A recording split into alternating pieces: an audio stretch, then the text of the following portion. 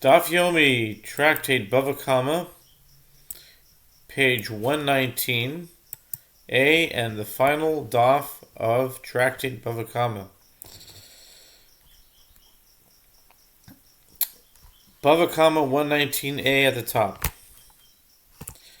From the fact that he stated that 4 or 5 animals may always be purchased, conclude from it that Rabbi Yehuda's statement is referring to the latter clause, and his statement is leniency. The Gemara confirms, conclude from it, that Rabbi Yehuda intended his statement as a leniency. The Mishnah teaches, and similarly, one may not purchase wood and produce from produce watchmen. The Gemara relates that Rav purchased grapevine branches from a sharecropper. Abaye said to him, "But didn't we learn in the Mishnah, and similarly one may not purchase wood and produce from produce watchmen?" The same halacha should apply with regard to a sharecropper, who, like a watchman, is not the owner of the produce. Rav said to him, "This statement applies only with regard to a watchman, as he has no share at all in the land itself. But with regard to a sharecropper who does have a share in it, say he is selling merchandise from his own share of the land. Since it is plausible that the sharecropper is selling his own property, it is permitted to buy it from him." Tanu Rabbanan. The sages taught. Tosefta 11:8. With regard to produce watchmen, one may purchase produce from them when they are sitting and selling the produce, and the baskets are before them, and the scales are before them, as in these circumstances it is reasonable to assume that they are not selling stolen merchandise. But in all cases where they said to the buyer, "Conceal your purchase," it is prohibited to purchase from them, as there is good reason to suspect that the merchandise is stolen. The Braita adds, one may purchase from a watchman from the entrance of the garden, but not from the back of the garden, because if the produce is being sold inconspicuously, there is a concern that it might have been stolen.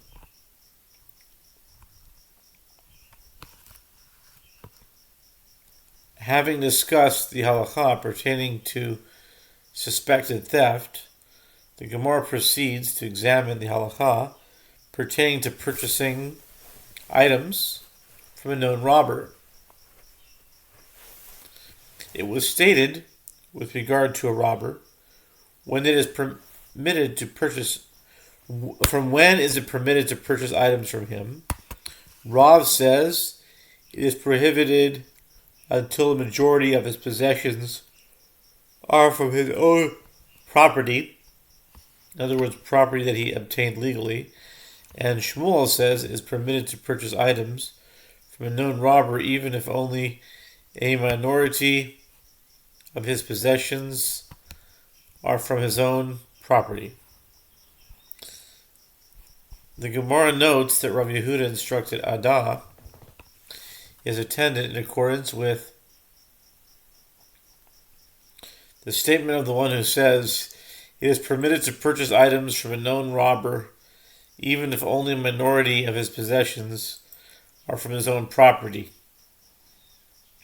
In other words, in accordance with the opinion of Shmuel. With regard to the property of an informer, in other words, one who informs Gentiles of the whereabouts of another's property, facilitating its theft or misuse, there is a dispute between Rav Huna and Rav Yehuda. One says it is permitted to physically destroy it, and one says it is prohibited to physically destroy it. The The Gemara elaborates the rationale of the one who says that it is permitted to physically destroy it is that of an informer's property should not be subject to a more stringent halacha than his body. Since it is permitted to physically harm or even kill an informer, it would be unreasonable to prohibit the destruction of his property. It would be unreasonable to prohibit. I mean, if you can kill him, you can for sure destroy his property. And the rationale of the one who says that it's prohibited to physically destroy it is that perhaps he will have good children. As it is written, the wicked may prepare it, but the just shall put it on. See Job 27:17.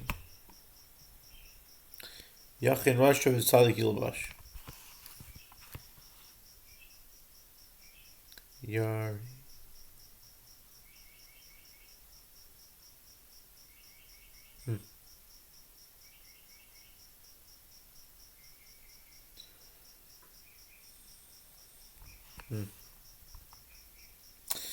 The Gemara relates that Rav Chizda had a certain sharecropper who would weigh the field's produce and give Rav Chizda his portion,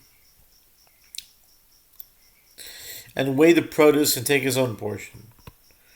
Rav Chizda dismissed him and read the following verse about him.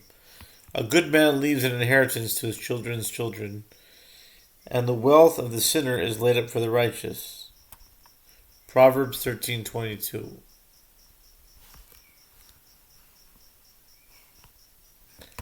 The Gemara examines various verses pertaining to robbers. For what is the hope of the godless, though he profits when God takes away his soul? Job 27:8. This verse is the subject of a dispute between Rav Huna and Rav Chizda. One says that the phrase, God takes away his soul, is referring to the soul of the robbed, and one says it is referring to the soul of the robber. The Gemara elaborates the rationale of the one who says that the verse is referring to the soul of the robbed is, as it is written, so are the ways of everyone that is greedy for profit. It takes away the life of the owner thereof. Proverbs 1:19, which teaches that one who robs another of his property is considered as one who robbed him of his soul. And the rationale of the one who says it is referring to the soul of the robber is, as it is written, rob not the weak, because he is weak, neither crush the poor in the gate. For the Lord will plead their cause, and despoil of life those that despoil them. Proverbs 22 and 23. The Gemara questions each opinion. And according to the other opinion, that is, the latter one, isn't it also written it takes away the life of the owner thereof, which indicates that the soul of the robbed is taken? The Gemara answers, what is the meaning of the phrase the owner thereof? It is referring to its current owner, that is the robber, who has acquired the stolen item. Was acquired the stolen item, okay? And according to the other opinion, who said that the life of the robbed is taken, isn't it also written, and despoil of life those that despoil them, which indicates that the soul of the robber is taken? The Gemara answers that the verse is saying, what is the reason? The verse teaches, what is the reason that God will despoil the life of those who despoil them? It is because they despoil the soul of their victims. Rabbi Yochanan says, anyone who robs another of an item worth one pruta is considered as though he takes his soul from him. As it is stated, so are the ways of everyone that is greedy for profit. It takes away the life of the owner thereof. Proverbs 1:19. And it says, and they shall consume your harvest and your bread. They shall consume your sons and daughters. Jeremiah 5:17. Since they will consume the harvest and the bread, since they will consume the harvest and the bread, it is as though they consume one's children as well, because there will be no food to feed them.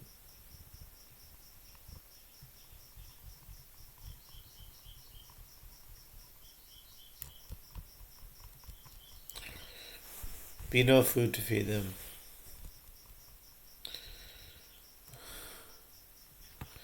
And it states, Egypt shall be a desolation, and Edom shall be a desolate wilderness for the extortion of the children of Judah, because they have shed innocent blood in their land. Joel 4:19.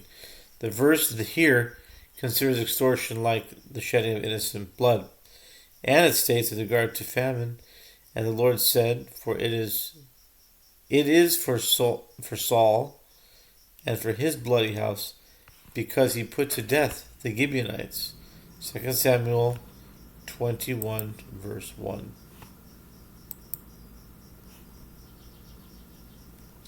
The Gemara asks, since Rabbi Yochanan's point was proven by the verse, what was the purpose of adding each subsequent verse by saying, and it states?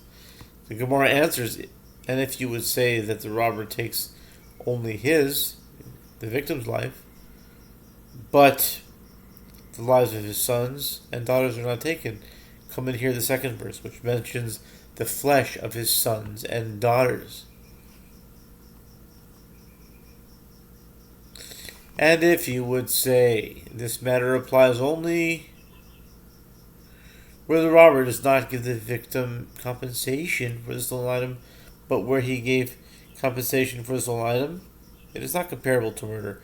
Come and hear the verse, for the extortion of the children of Judah, because they have shed innocent blood in their land.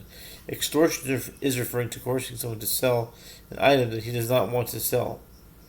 It is a form of robbery, and the verse equates it with murder.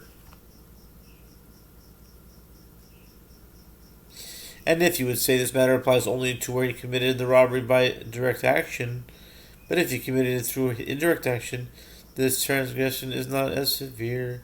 Come and hear the verse. It is not for Saul and for his bloody house, because he put to death the Gibeonites. And where did we ever find that Saul killed the Gibeonites? He did not do so. Rather, due to the fact that he had killed the residents of Nob, the city of the priests, he would provide the Gibeonites with water.